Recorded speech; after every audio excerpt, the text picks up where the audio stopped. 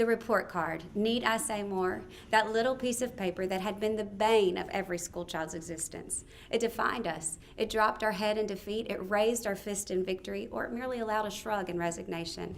Oh, how I hated report card day. It's not that I made bad grades, it's just that the letter or a number seemed to reflect whether I was a failure or not. I didn't think that was fair. How could a letter know how much I studied or what happened to be going on at that time when I took the test? Did that letter know that I had been sick for almost a week and I just couldn't seem to catch up?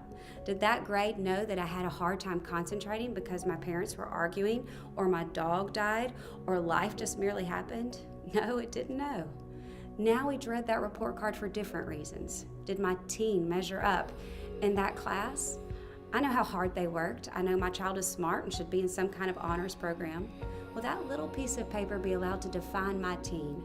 What if they fail? Does a F, a D, a C, or even a B in some classes mean that my child is a failure?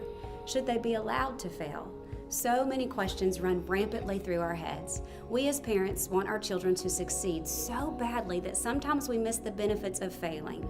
Yes, I said benefits. How do we show our kids that success is not success unless failure is possible? We all know the story of King David. He knew all about success. He was even called a man after God's own heart in 1 Samuel 13:14. But we also must remember that David knew all about failure. He messed up, but it allowed him to understand what true success was. Without failure, you can't truly appreciate success. And you can't quit when you fail, because then you will never get to succeed. Getting a bad grade in school is never a good thing, but so many good things can come out of it. It shows us where we can get our kids help if they need it. Up until that point, we might not have known they were even struggling. It gives you, the parent, the opportunity to show your teenager unconditional love.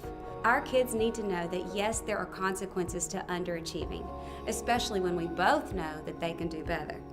But consequences that are fair and not condemning will go very far in helping your teen learn to trust you. So your teen has failed a class. What do you do with that? Maybe this is something you need to sit down and talk to them about. What do they think about failure? Help them define what the real meaning of failure is, the pros and the cons of failing. How do you think they should handle it? How do they think you should handle it? Both of you should come up with incentives and consequences. It's just one more way to help your teens take responsibility for and have pride in themselves.